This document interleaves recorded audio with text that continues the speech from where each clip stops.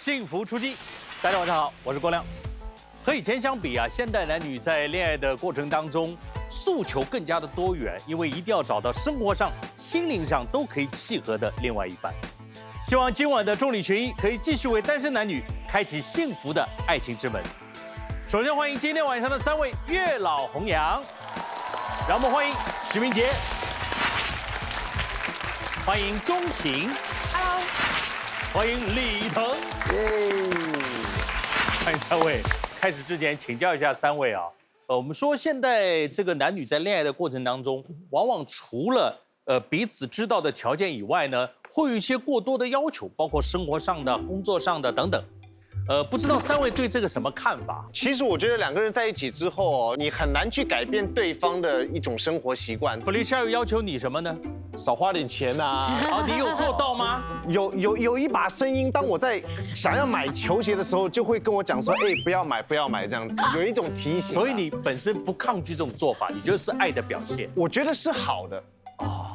钟情同意吗？恋爱的时候我不会了，因为你不知道你没有住在一起嘛。可是当你住在一起的时候，你会发现说，哦，我多么希望他可以跟我一样啊，做东西的时候比较整洁一点。虽然他也不是一个邋遢的人，但是比如说很简单的一个例子，我晾衣服的时候，我都是右手边的吗？右手边这样晾。这个太强然后我迫会从症了吧？长的这样放在里面，然后最短的裤子放在外面。OK 如果他洗衣服晾衣服的话，他有时候晾这边，有时候晾那边。后来我发现，因为他是左撇子，所以他挂衣服的时候他是这样的挂法，所以我就不敢再骂他。所以很多时候你要去了解的时候，你就不会以你的那个习惯为标准的但是要求。我的意思说，如果说现在再给你一个机会，你觉得要求对方好吗？这样做，还是等结婚以后再说？最好是可以在结婚之前先讲清楚。哦，就这个我不太喜欢，你能改吗？啊，你不是说要求他改啦，但让他知道说你这样做可能我不太舒服。如果你那样做的话，我会非常开心。你还是会要求的啊。可以说李腾呢？因为有些时候那种生活的小细节哦，反而是最麻烦的。我猜你们2个应该是你要求你太太比较多，对不对？啊，你错了，真的吗我是很随便的。你知道我们有一个小小的一个惩罚，我们有一个存钱筒，是只要你没有做到那个东西，你就要罚2块钱。哦，然后基本上都是我的钱。不，等一下，是在恋爱的时候就有这，你可以举个例子，比如什么东西你常犯比如说错？我跟你讲很多很小的东西，比如说尿尿好了。尿在外面。我们男生很容易喷出来。那如果喷出来的话，没有把它抹干净的话，那就是不行。从此李腾改成蹲式了，是吧？在家里都有，各种事都有。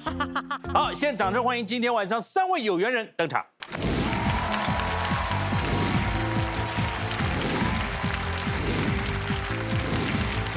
欢迎3位。好，先简单的做个自我介绍。大家好，我是吴俊辉，今年30岁，是一名钢琴老师。是的，我是他的代表月老啊，看他斯斯文文、老老实实的，还有重点，他有一双很漂亮的手，我相信他今天可以抱得美人归啦。好，谢谢。来，第2位伟豪，来。嗨，大家好，我是2号的 Stage， 今年32岁，是一名工程师。是的，我是编号2 Stage 的红娘。我觉得 Stage 最大的特点就是他很可爱、很风趣，然后非常的幽默。我觉得如果不选他的话呢，你真的是走宝。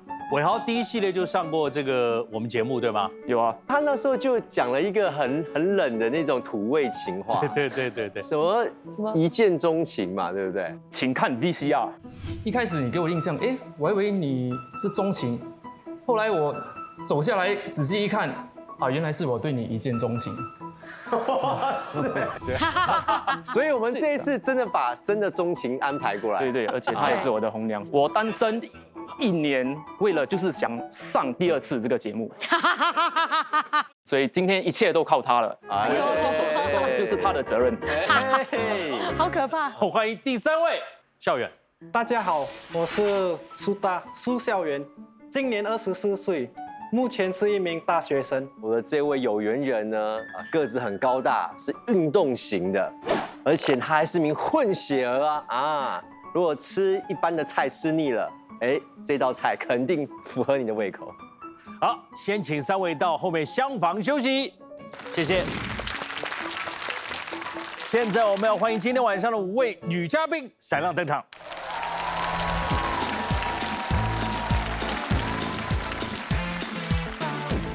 我是 Charis 车丽丝，我率直文静，是个有梦想就会勇敢去追求的女生。她看起来蛮亲切的。很白哎。我是 Laura 周林志，我的个性独立内敛，绝不随波逐流。笑起来特别漂亮。有酒窝的女孩子基本上都可以称得上是美女。我是维尼王伟瑜，我的个性直率，做事果断。我觉得她看起来特别成熟，她走出来很有自信的感觉。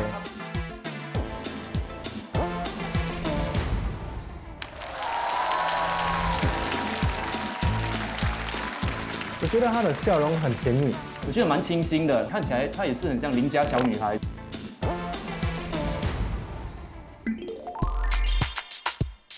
我是 Jasmine 陈思云，目前是名语文老师，也当业余模特儿。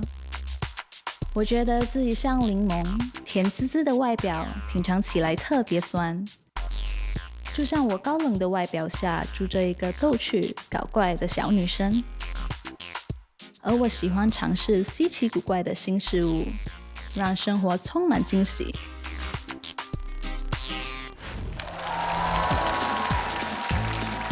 哇，她好高哦，高哎！这样我出去，我觉得我需要穿高跟鞋哦。但是如果她不介意我身高比她矮的话，我可以尽量配合。我是优美洪惠果，目前还在修读大学课程。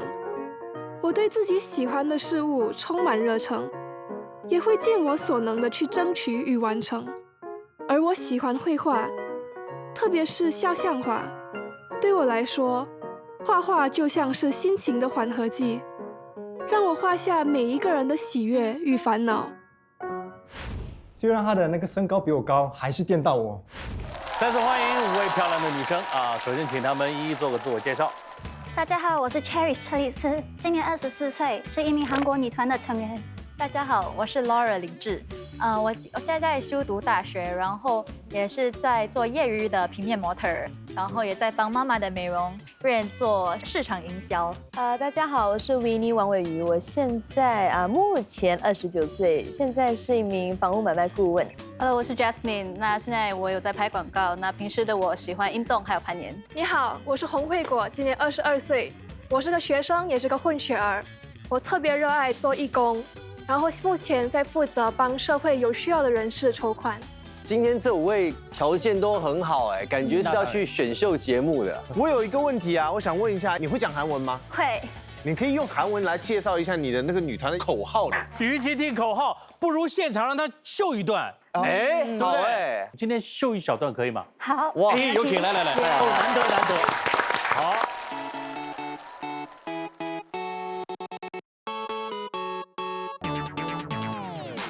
哎呦，是比较这种性感的五行吧，我还觉得是比较可爱型，比较可爱。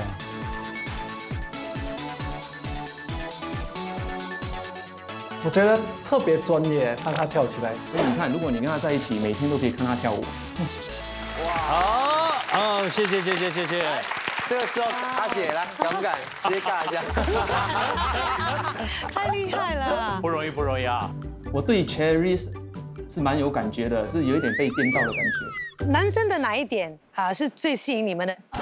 我是一个比较理智的人，所以我觉得我希望另外一半比较感性一点。感性。对，那我觉得善良对我来说比较重要。我不是这么感性的，我比较多是会用逻辑来做决定的。对逻辑，因为他也是工程师，所以比较没有那么浪漫啊，不知道他们可不可以接受。对我来说，我觉得男生要顾家，对家人好，要会照顾人。不仅仅爱你一个人。可是专属于我啊，这当然。优妹混血是混哪里？我妈妈是从韩国来的 ，OK， 我爸爸是本地人。哎，他也是混血儿。你是混血混哪里？我爸爸是泰国人，然后我妈妈是台湾人。你身高多高啊？我现在181。你181啊？你多高？哎，我才180哎。对我来讲，这个身高不是距离，长短不是问题啊。OK， 如果你找一个像我这样高度的人呢？如果这个高度你可以接受啊？奇迹发生了，身高见证起来。你想清楚，如果你男朋友这样 OK 吗？他不会自卑，你手放在他肩膀上，放一下，放一下，挺舒服的呀。不是，我跟你讲，如果男生在这个高度哦，那个画面有点太美丽，你知道吗？我觉得这个问题他的答案是好的，重点是痛苦的是男生。不会啊，男生很幸福哎，这高度还蛮幸福的。其实我不介意。对啊，其实并不介意的嘛。我觉得我身高也是挺配的。我想问一个哈，对现在他的经济收入到什么样的条件跟要求？我自己认为贫贱夫妻百事哀，就是千万不要找就是经济能力不强的人。我不要来讲一个数字，因为一个男人他可能现在我认识他的时候，他可能赚的不多，但是他如果会努力，有可能可以赚得多，我也会考虑。我觉得他如果不赚钱没关系，我相信我自己的挣钱能力，我宁可他养家顾孩子，帮我洗衣做饭，这样其实我也挺开心的。哦，厉害！家庭主妇，如果他经济能力比我强的话，我是 OK 的，我可以在家顾孩子的，他出去做工。我比较会喜欢那个男方来养我吧。假如很像我经济能力比那男方强的话，那个男的也会很自卑。所以我跟你讲，亮哥，这个就要问下一个问题：你们平均每个月开销是多少？很重要，我喜欢这个问题。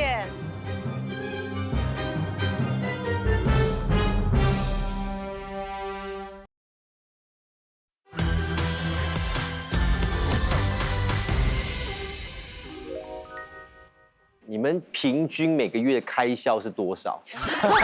很重要，我喜欢这个问题。我很喜欢这个问题，直接精准。平均每个月大概的一个开销是多少？我有时候会最少3000块在吃的。3000我觉得有点太多了吧？3000啊，到底是买什么呢？这方便他，以后就由我来教他怎么理财。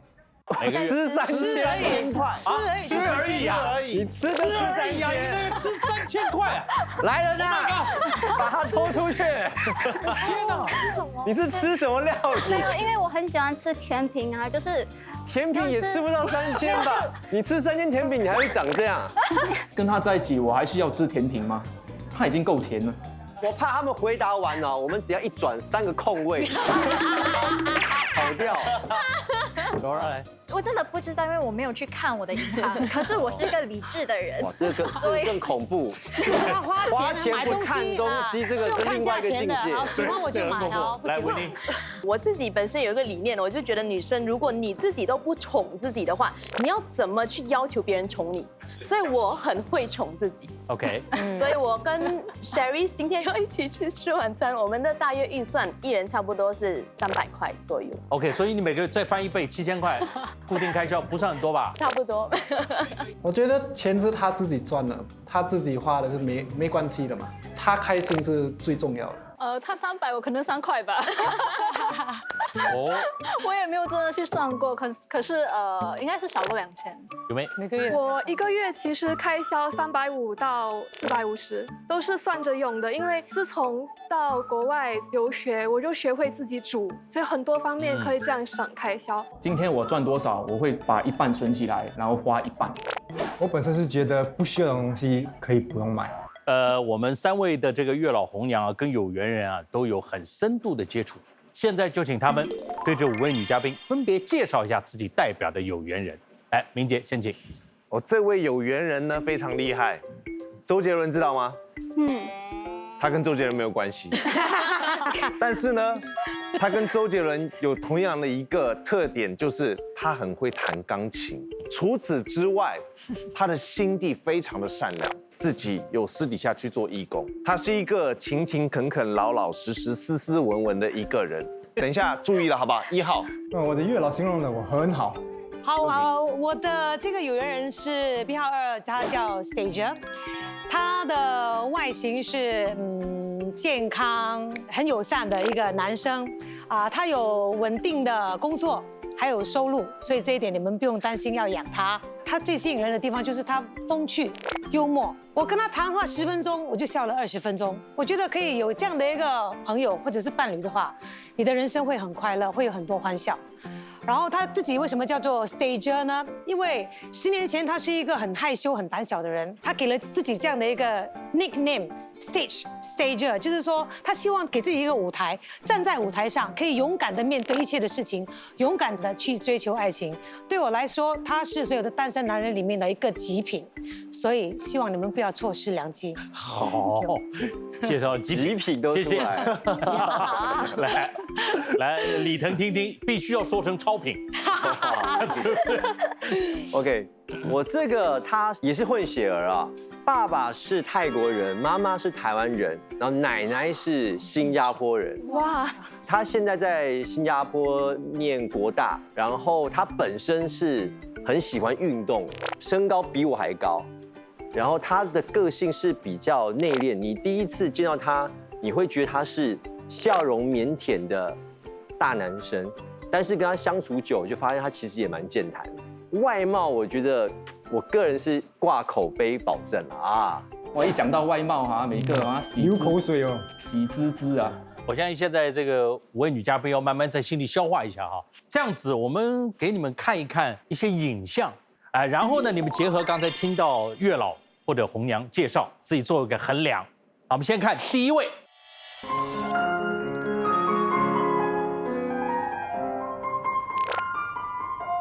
哇！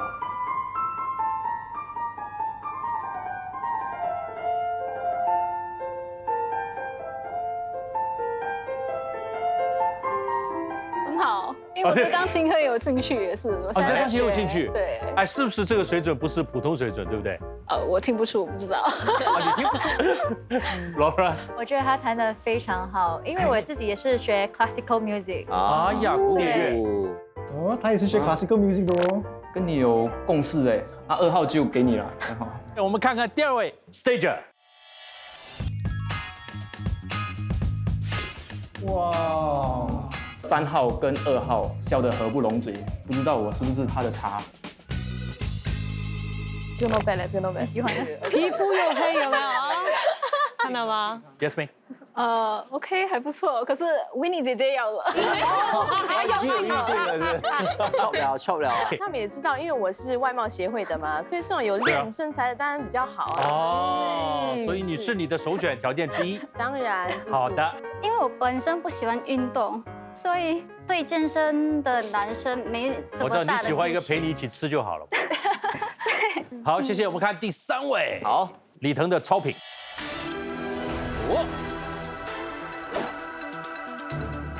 这高哎，这高哎，啊，来，我觉得这个也看起来也不错，也不错。其实我挺欣赏的，因为我这几年来有跟着看篮球 NBA，然后我觉得他一个人能够dunk是要深蹲练很久的，那个就非常佩服。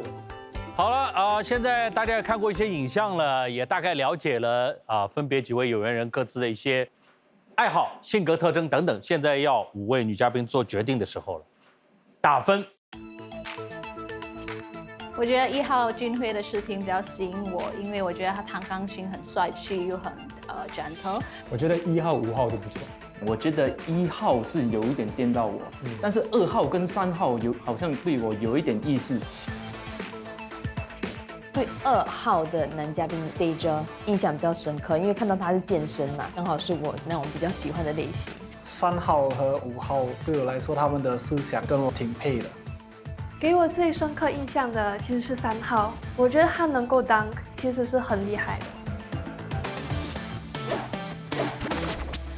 目前有1位有缘人分数最低，但是他有1次申诉的机会，看看哪位月老红娘会接到电话。你们3位把电话准备好。哎呦，有了，好可怕！看看分数低的那位有缘人，好，请打电话过来。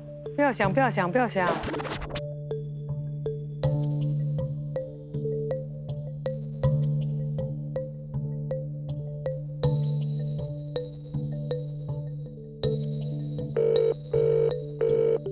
搞到我们很紧张耶。喂，您拨打的电话正在通话中，请稍后再拨。哎呀，怎么会是你？哦，真的。哦，真的。我也不知道啊。他们喜欢健身的。我本身以前也是有去健身房，然后我自己也是有个 trainer。哦，明白。他立刻签 gym 的配套。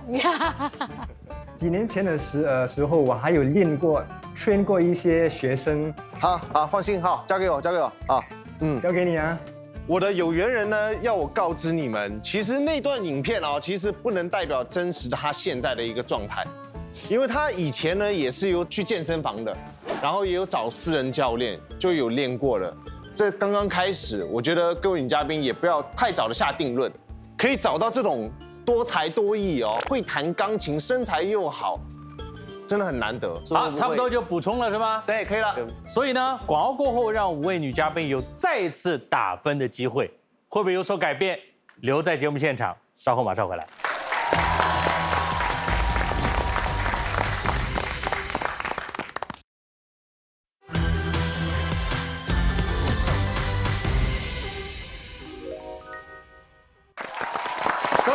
幸福出击，欢迎回到节目现场。那么广告之前呢，暂时分数比较低的是1号俊辉。等一下呢，5位女嘉宾还有第2次打分的机会，看看会不会有所变化。不过现在呢，3位有缘人已经来到我们舞台上，你们可以通过声音再做一次进一步的交流了解，好不好？我们先请第1位俊辉做一次自我介绍，听听你的声音，俊辉。美女嘉宾大家好，除了钢琴之外，我也有其他的喜好，比如摄影、游泳和健身。如果你是我女朋友，你想听什么歌，我都会为你弹奏，也会努力让你开心。你好，我是1号的 Cherry， 我想问你有什么坏习惯吗？比如抽烟、喝酒、赌博之类的。Hello Cherry， 你好，我不赌、不抽、不喝，也不去夜店。哦，真的呀？是啊。我本身是喜欢男生不抽烟啊、不喝酒之类的，所以我才问1号俊辉这个问题。嗨，俊辉，我是慧果。你说你也热爱做义工，可以跟我们分享一下你的经历吗？有一个圣诞节在一个老人院，然后我就为他们弹了一些他们会听得懂、会欣赏的歌。你看，像这样的男生，他也不油。真诚，你问什么，他回答什么。你爱运动，他也运动。钢琴又厉害，做慈善也可以。这样的男生哪里找，对不对？没错啊，另外2位男生真的有压力哈。我们听一下2号。5位女嘉宾，你们好，我是2号的 Stager。如果你觉得我的声音好听的话，请投我1票。如果你是我的女朋友的话，我想要带你去浪漫的土耳其，然后一起去东京和巴黎。这是一首歌哦，是。你知道这首歌有一个 bug， 什么了？土耳其、东京跟巴黎是不顺路的。对。来，几位女生有什么问题？你好，我是2号 Laura。请问你谈过几次恋爱呢？如果我们牵手成功，我再告诉你。Laura， 你对于未来的男朋友谈过几次恋爱，会有自己的看法吗？我会在乎他谈过5次还是10次，因为这说明这男孩子正不正经。如果你可以随便跟10位女生谈恋爱的话，那这说明你这个人也不是一个很专一的吧？因为感情是要经营的。Laura， 这个你不用担心。因为我本身不是一个随便的人，但是我随便起来不是人。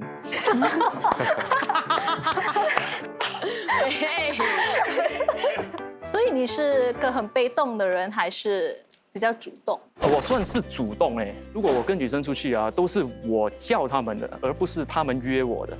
我是一个超级被动的人，所以如果你不主动，那就拜拜。我刚刚跟他交谈，他是蛮成熟的，他也会关心别人的看法，所以我觉得他是一个心思蛮细腻的一个男生。就是说他做事还是有主次轻重的啊，不是所有的事情都拿来开玩笑的。好，谢谢。我们请第3位校园自我介绍一下。5位女嘉宾，大家好，สวัสดีครับทุกคน。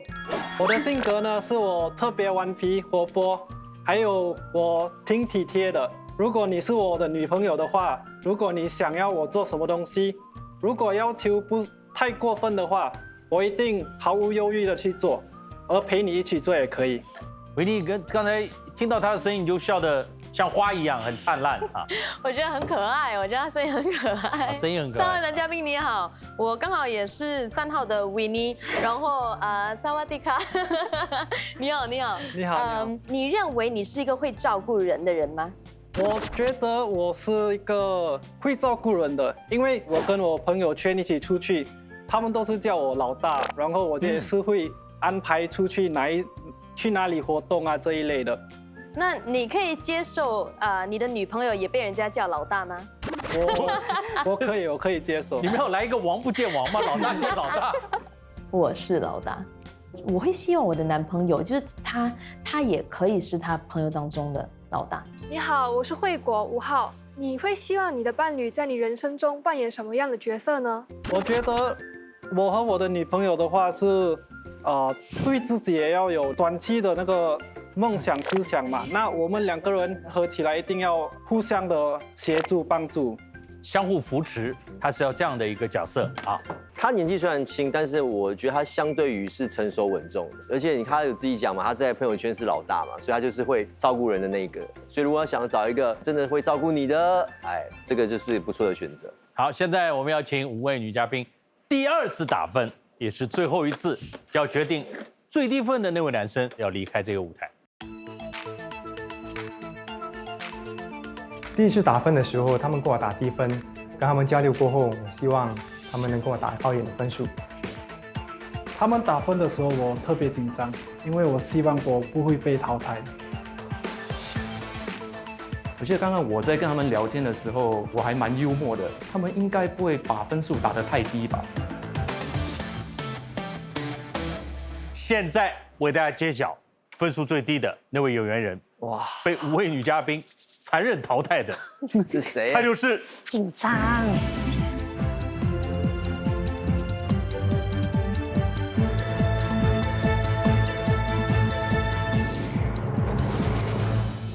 哦，还是1号，还是1号。哎，就会来，哇，为什么？1号被淘汰，我真的有点惊讶到。因为我觉得2号讲话太花俏了。我蛮 surprise 的。对啊，就会你会觉得失望吗？各花入各眼，每个人都有自己喜欢的性格或者是类型，所以我觉得我接受他们的决定。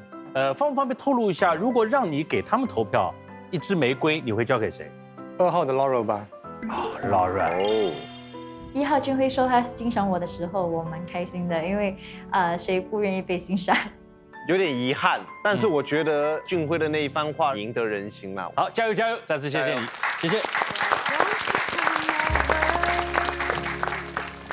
Laura， 第一眼见到你的时候，也给我一种很亲切的感觉。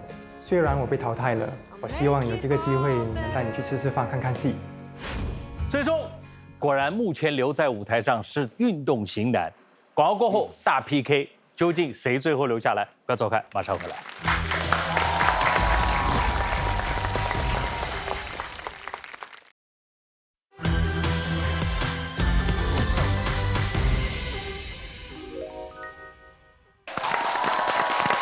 欢迎大家继续留在节目现场，来到最后一个环节，3位有缘人还有2位，马上有请他们现在就出场。 欢迎伟豪 and 校园。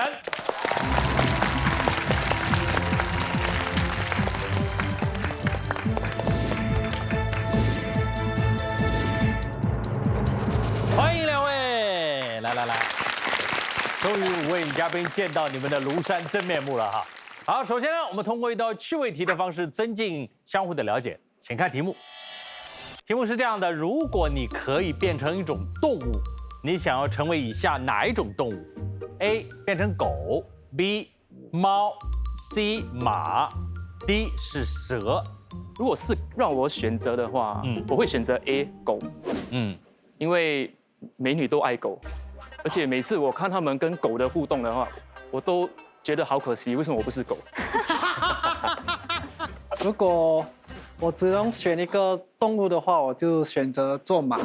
哦，为什么？ 我觉得做马体壮，然后人家可以依赖，可以依靠，然后也可以去长远的地方。有些地方好像汽车做不到，可以做马。是，我们也顺便问一下现场的女嘉宾哈，我应该会选马，我会选猫，猫比较有自己的个性。我也会选择猫吧，因为我觉得猫会比较独立，不用去依赖别人。我会选择马，因为我觉得它比较自由。我也是要选马。好，我们来看看分别代表什么，好不好？来，如果选择狗的话呢，代表忠诚又诚实，就可能性格当中一个主要的一个显性的东西哈。如果想变作猫的话呢，代表很时髦，很潇洒，好像很准哦，他们哦。很多朋友选马，乐观自信。选蛇呢，显得比较机灵，比较敏锐。好，当然完成了一道趣味题之后呢，今天现场我们请到了一位心理分析达人，从比较专业的角度或者第三者的角度，再给你们分析一下他眼中这2位男生什么样子的人，好吧？掌声欢迎一姐。哎，你好，大家好，欢迎，谢谢。我听说这个人的平时的很多细节，往往也可以反映这个人的性格的。对，比如说熟悉的就是啃手指，会觉得好像说很紧张，甚至我有听说过，就是你可能在吃饭的时候摆餐具的方式，也表现出你的性格是不是那种很有规划的，或者是很随便性的。我知道从这个录影开始你就比较关注我们嘉宾也好，有缘人也好。你替几位女生分析一下，你眼光当中这2位男生什么样子的人啊？好那我其实，在接触到他们的时候呢，第一留意到就可能就是 Stager 给我的感觉就是很有自信，心直口快，真的有时候我觉得可以把死的说成活的，哇，能言善道哈。对，不过真的很善谈我觉得没错，所以挺不错的继续加油那就谈到我们的校园校园给我的感觉呢，就是很含蓄。这个暖男的这个感觉，如果你在寻找一个倾听者的话，他是一个非常好的对象，他会听多过说。那么当然了，这个要开启这个恋爱的旅途呢，更多的了解对方很重要。下面我们再出一道题，我们要麻烦3位月老红娘，让他们给一个状况，我们也来了解一下这种状况下2位有缘人做出什么样的答案。来。为什么还没有到？喂，达林，你在哪里？我等很久了，为什么你还没有到啊？我在你心里。没有啦，我跟你讲，我这里塞车了，你再等我一下子 ，OK？ 快点啊！好，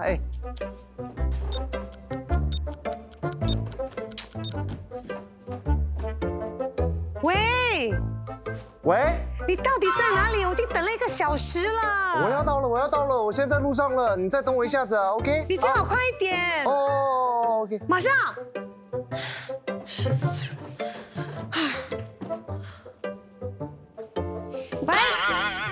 喂，你不用来了。一直让我等，你根本就不在乎我，你不下来了，拜拜。zoom，哇 ，Miss 哇，你很久了，一个人我等你等了1个多钟头嘞。瑞玲，要不要顺风车好，开门。sorry， 我是2seater，在这边，旁边有跑车来的，跑车干嘛？不随便载人 ，OK？ 来走吧，U turn 啊，来，哦耶！警察，我要报警。好，谢谢。其实呢，我们想给出一个状况呢，女朋友生气，你会怎么哄她？简单吧，来，我会让她发泄在我身上，然后她一直骂嘛，然后这时的我就会冲向前，用我的嘴封住她的嘴。此处省略8000个字，对不对？这个就是我们讲的阻断措施。阻断措施看来是有效的。我虽然有一点油条啦，有点太油了，可是那也只是为了博君一笑，然后就是把这个整场的气氛带动起来。我会想办法的，就是先把那个笑容带出来，然后他笑出来之后，我就问他是出了什么问题，还是怎么解决这个问题。我们问一下女生这2种方法哄你开心，你觉得比较能接受哪一种？为什么？我觉得我比较能接受校园的，就是先想办法笑出来。可是人气到很厉害，笑不出来怎么办？但是假如是 stage 的话，我已经很生气了，然后你还要来亲我，我不是会更生气吗？可是很多时候讲 kiss 好了之后处理问题比较简单。当然我不会说stage 的方式是完全无效的，可能前面1、2次的时候他是可以用这个方式来哄他的女朋友，但是这种方式迟早这个女生也是会腻的嘛。对不对？你都不知道我到底心里面在想什么，你就每次这样扑过来，可能1次2次我让你啦，随便啦。这有点道理，每次扑过来，每次都这样，有点不太关心我的感受。你当我傻的不可能嘛，对不对？所以如果让我选择的话，当然会觉得校园的方式当然是比较合理的啦。他这样的想法的话，我会觉得其实他的想法蛮成熟的。我觉得其实都可以，要看问题是什么啊。你对他这也是一个态度哈。不同的问题，不同的。对，有的时候别跟我说那么多，直接扑啦，因为反正也不是很大的事情，对不对？有些时候女生生气，他们会说：“你不要来管我，你不要来烦我。”对。那如果男生就乖乖的就走了，女生会更生气啊。所以他就是会站在那边，会让你打、让你骂什么的。对。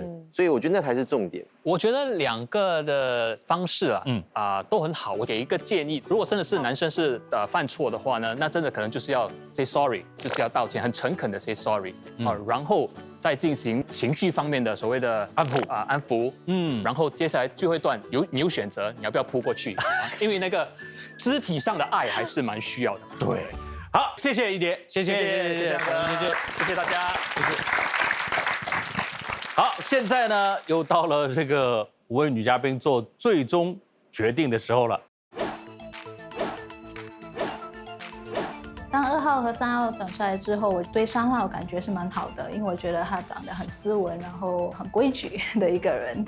跟他们沟通之后，我觉得2号 stage 的印象最深刻，因为他很搞笑，也敢说话。他这种扑过来表现爱的方式其实是蛮独特的，但本人来说比较难接受。究竟又有哪位有缘人被他们淘汰了呢？一起来看大荧幕。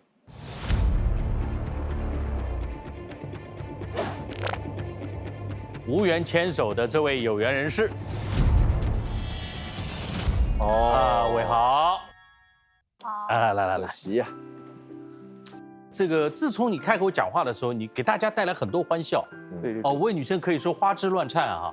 当然，今天的这个结果只能说，可能某种角度你跟在场的5位女生无缘。是有一点可惜的，因为我之前跟他聊天的时候，我就挺喜欢他的个性，然后也问他为什么一直都没有女朋友，他就说常常都是在对的时间跟地点碰到不对的人，然后不然就是在不对的时间跟地点碰到对的人，都是很可惜。但是我想要告诉你，只是缘分还没到而已，希望你很快可以找到你喜欢的另外一半。对，再次感谢你，谢谢。我觉得刚才我说话太油啊，确实导致了我最后被淘汰的原因。但是我是坚持做我自己啊。那落花有意，流水无情，希望他们也可以在这个爱情的道路上找到他们的幸福。那我也祝福他们。好，校园要加油了啊！那么广告过后呢，我们说这个恋爱双方当然是彼此共通、相互的一个选择。究竟校园手中这支玫瑰会给今天晚上哪一位女嘉宾？能否牵手成功？广告过后马上回来。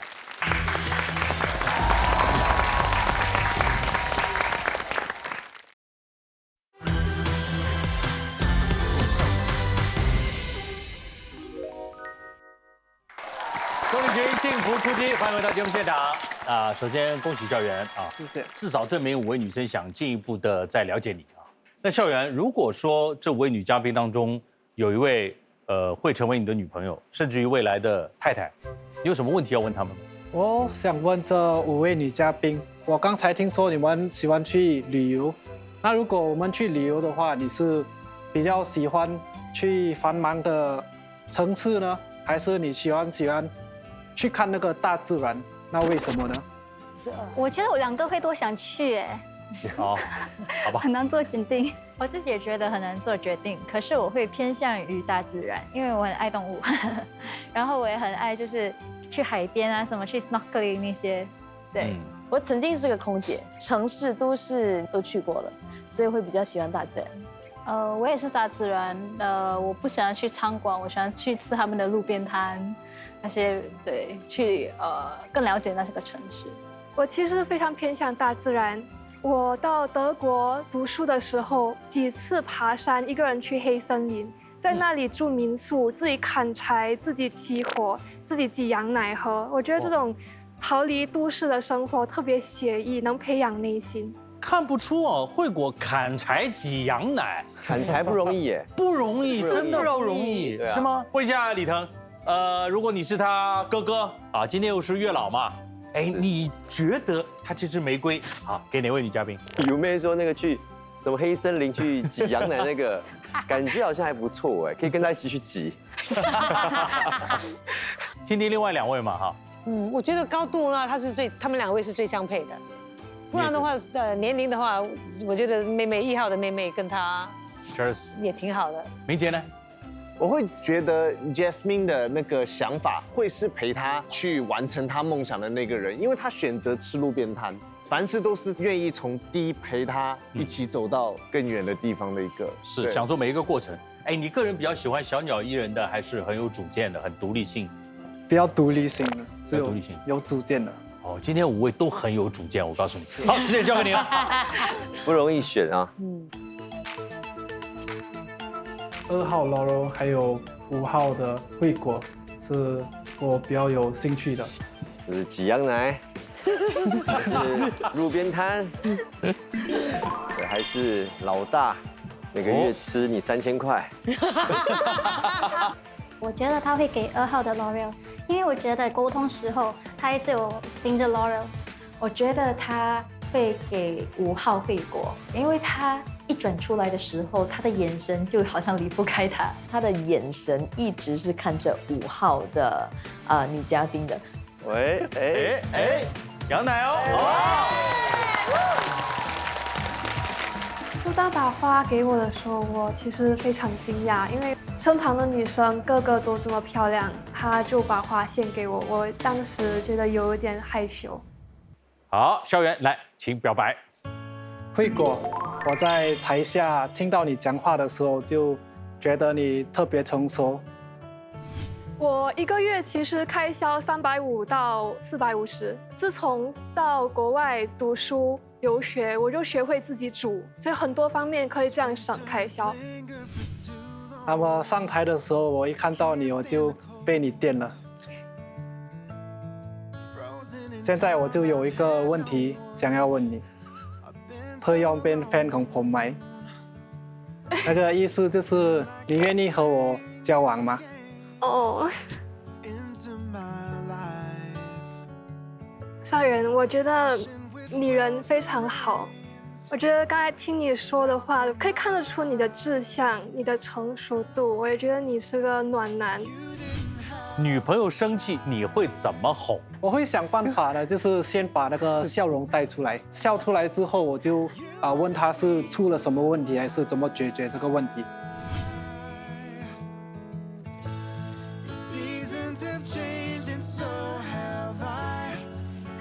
但是非常抱歉，我现在没有这个勇气收下你的玫瑰。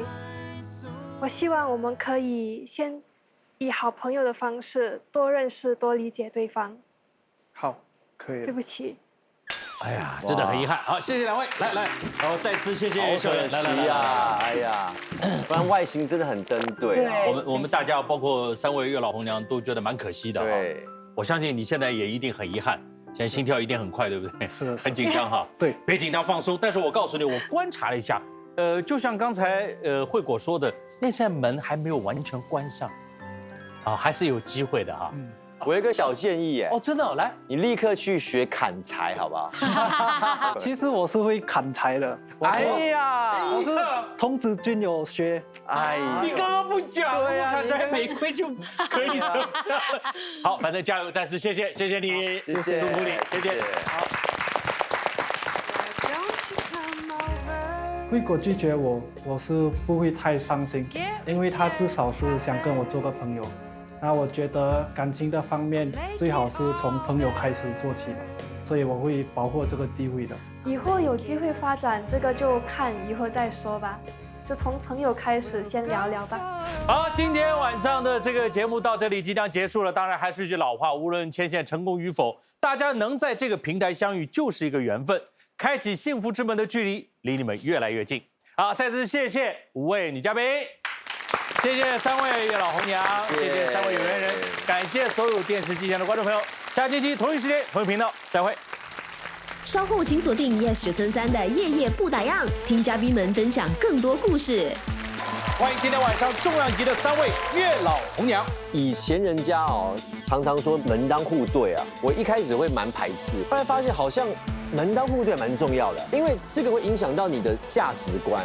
欢迎今晚5位男嘉宾闪亮登场。